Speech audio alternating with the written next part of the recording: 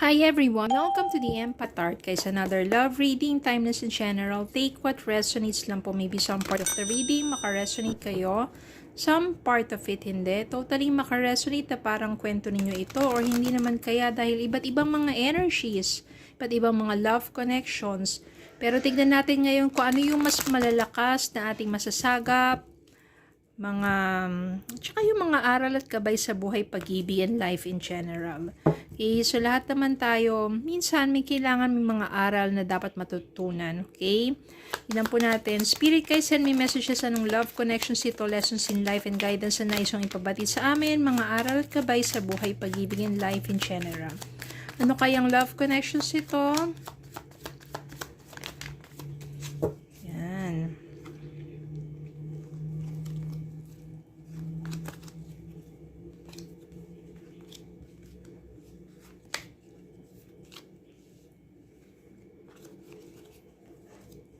The High Priestess, Nine of Swords, Two of Wands, Four of Cups, Justice, Wheel of Fortune, the Lovers, Ten of Wands, the Chariot, Five of Wands, and the World. So, meron ditong may the Lovers naman, tsaka High Priestess. Pero, malaking matindi ang pinagdaanan ng connection na to. Because, meron kasi ditong Ten of Wands. Meron din ditong Five of Wands at merong Four of Cups. So, Four of Cups, ibig sabihin yan, kahit na wala na kayo ng person mo, or maybe walang contact, or maybe ready break up, ganyan, o magkalayo na, you still thinking of your person. And I can sense na ganun din naman siya sa'yo. Simula yon sa matitinding pag-aaway. At maraming taong involved dito. Pwedeng mga, sabihin natin, no, kapag mga ganyang kabataan pa, pwedeng barkada, pwedeng bisyo, pwede naman yung family, or hindi naman, too much complications, third parties, yan na, hindi lang isa.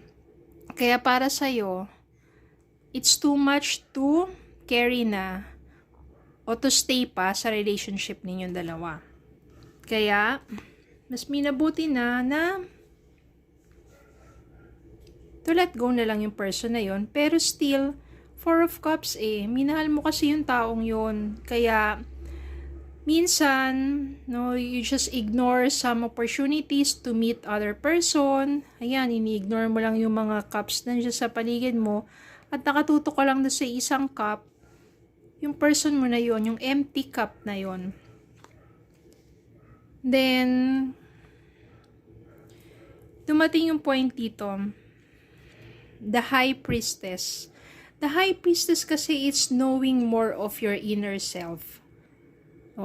Dito mo, ito yung magkakaroon ng spiritual guidance sa'yo na maaring marirealize mo later on sa tinagal-tagal na wala na kayo ng person mo na kaya pala nangyari yun sa'yo for you to become stronger. And for you, merong message pala si God para sa'yo.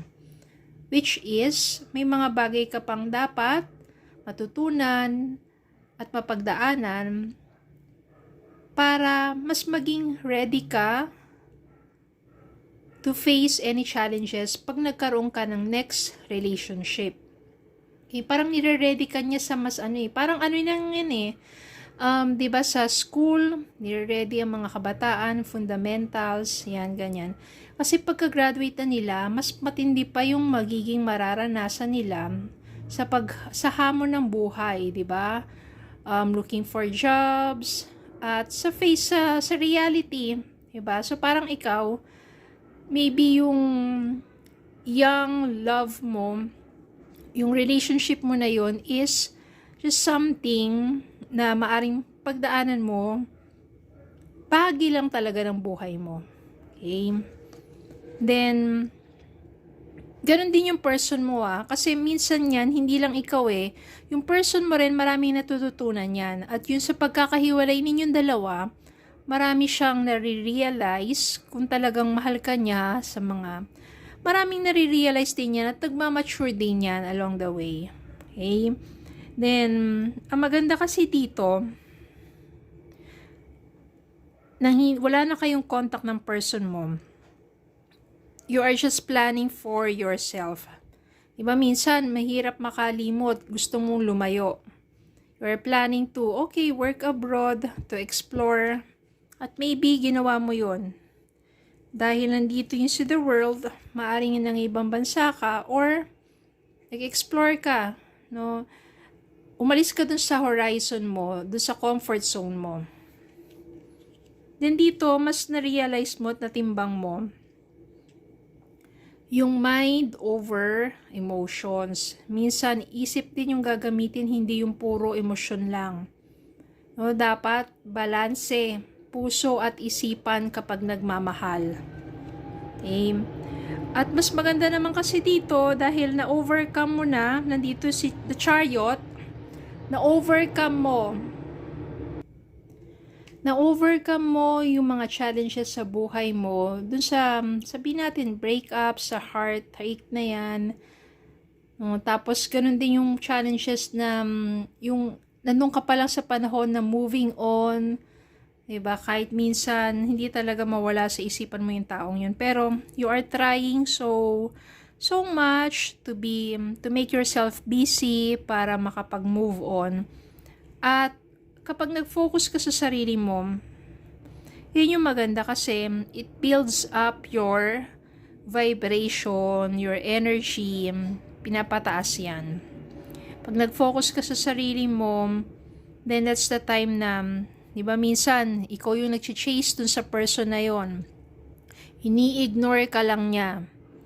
Pero once na nag-focus ka na sa sarili mo, hindi mo na siya mini-message, hindi mo na siya, kumbaga hindi ka na naghahabol ng ganon. Babaliktad na yung energy na yan kasi minsan sabihin niya, bakit tahimik na siya? Dati naghahabol siya sa akin. Mamimiss ka ngayon yan, di ba? Dati ikaw yung naghahabol, siya, ini-ignore ka lang niya. Kasi alam niya, nandiyan ka lang Pero once na tinigil mo yon, mamimiss ka niyan. Siya na yung mag-wonder, bakit kaya tumigil na siya? Siya na yung makakamiss sa'yo. And that's yung person mo keeps thinking of you. Ito, 9 of Swords, may stress yan. Ano na kaya nangyayari sa kanya? Bakit kaya siya tumigil na sa kaka-message sa akin? Hindi na niya ako hinahabol ngayon. Meron na kaya siyang iba? Ganun yung mangyayari. Then, ito rin yung maganda dito. Wheel of Fortune. Nagiging maganda yung kapalaran mo kasi pinapaunlad mo yung sarili mo You are chasing now, hindi do sa taong yun, kundi you are chasing for your dreams. At unti-unti mong nakakamit. At nagtatagumpay ka at nakakamit yung mga pangarap mo. At nagiging successful ka nga. By the time na nangyari na ang panahon na yon, yung person mo na yon, diba, hindi na nga siya na yung nai-stress na kakaisip na sa'yo, there will be a time na siya na yung lalapit sa'yo. Mabaliktad na yung energy na yan At I can sense here na gustong gusto kanya makita. Tignan pa natin Bottom of the deck, the Star, 10 of Pentacles, 2 of Swords.